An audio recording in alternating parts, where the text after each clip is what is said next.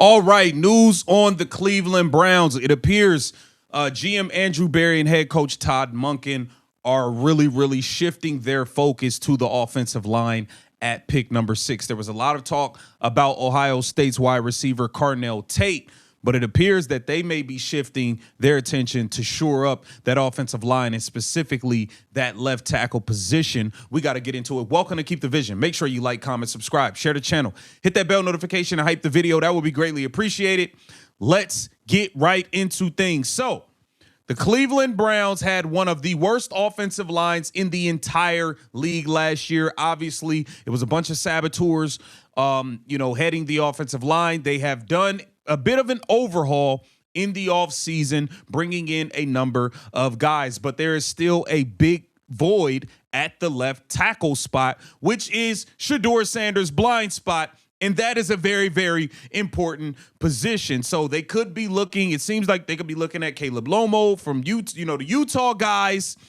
They got 2 tackles. Caden Proctor out of Alabama, or it's a bunch of guys out there that they could really take a look at. Let's take a listen to what my man Earl the Pearl had to say in terms of them shifting their focus to the offensive line and who they are looking to bring in.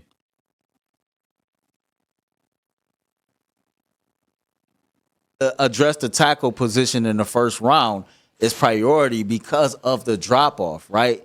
And if there is a guy that, kind of needs some development, then you want to pair him with a veteran. And if that's the case, and people like yourself who believe that Carnell Tate, for example, is no Jamar Chase, right? And if you don't see a player like that at 6, then you really don't want to or should not force the issue. If everybody we've talked to truly believe that tackle overall is probably one of the weakest positions in this entire draft, then why not take a tackle at 6? Yeah. Right?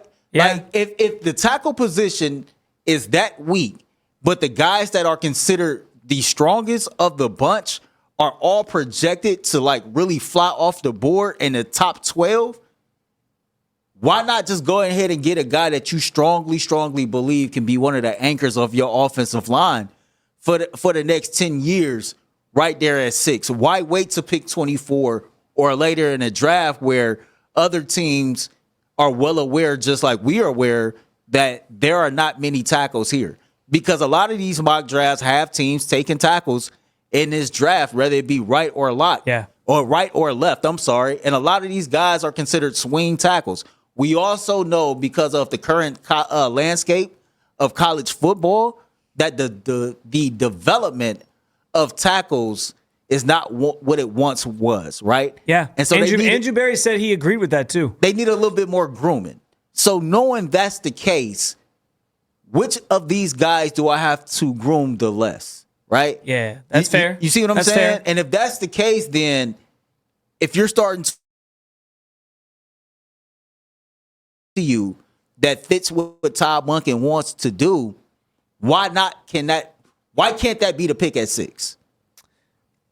I've been in favor of taking tackle first pretty much this entire draft process. And most of that stems from the idea that I just think the value on wide receiver is way higher later in the first round when you have a second pick than it is for tackle, for example. And there still could be some guys there, but I don't know, man. I also think to add to your conversation, we got to think about the way that Todd Monken has talked this offseason, Andrew Berry has talked this offseason. Todd Monken has talked a ton about how running the football is important. He said at the annual meetings he wants to add a fullback to the team because he wants to be able to run some of that gap stuff and have somebody who can be a lead blocker. He wants to where his offense is going to start with how he's building this thing, which right now kind of is a ball of clay because you really only have Harold Fannon's good. He's a cornerstone player. Quinshon Judkins is good. He's a cornerstone player. You're trying to figure out your quarterback situation. Your offensive line's going to be all reshaped. Tight end around. Harold Fannin Jr. sort of figuring itself out. Wide receiver room, big question mark. So he has this ball of clay, and he has said that to start from scratch and build this thing up, it starts in the trenches. That's why I've kind of leaned towards I think they're going to go tackle first because I think they've made that a priority this offseason. They spent most of their resources in free agency that they had on building and fixing this offensive line because they knew how important that group is. So I tend to agree with you. Again, and there's kind of two different conversations here about like Carnell versus the like tackle. Also, like, is Carnell worth taking it? We can get into both those things. I just think they've prioritized the offensive line. I agree with you on like the tackle class being more top heavy, where it makes more sense to probably get that earlier on. I think there are a number of options that are available. You know, I like Monroe Freeling. I like Spencer Fano. I do like Caden Proctor, but as Scott was talking about, like, I was shocked because Jordan Reed was the one who had that nugget this week in his story for ESPN, where he said he's hearing that the Browns really like Caden Proctor, potentially at 6. To me, that's too early for Proctor. If they really want Proctor, I think you can wait even if you have to trade back up a little bit to get him. I don't think you have to take him at 6 because I think at that point I would take Carnell Tate over Caden Proctor because it's like he's a better player overall, I think, grade-wise in this class than Proctor is. And if we're talking best player available, that makes sense. Is it part trauma for you? That's the thing. That's the thing that I think is interesting. It's a great question because I think everyone already has PTSD about what happened with Jed Wills. Mm-hmm. Doesn't help that he wears the same jersey, right? Alabama. Doesn't help that one of the knocks on him is effort and consistency. And I was here at the station. We talked to why am I drawing a blank now? Mike Rodak, who covers Alabama, and when I was on with JP the one day, and he flat out said the consistency is the biggest issue, and you see that on the tape. That's the same thing with Jed Wills. It was like he has all the talent, and Caden Proctor's a 5-star recruit coming out of high school. Like he's very talented, and you certainly see the moments where it's like that dude's a dog. The one positive is that he did play left tackle. That was something Jed Wills didn't do, so making that switch wasn't really good for him. Maybe George Warhop's the guy to kind of get Caden Proctor giving that effort more consistently and being more consistent. Great. But there is a little bit, I think, worry there. To me, it more so just comes down to the tape, which is where I saw like there was those issues where I just didn't see the consistency enough all the time from him, where I wouldn't take him at 6. And there's other guys that I like better there if you're to go and tackle.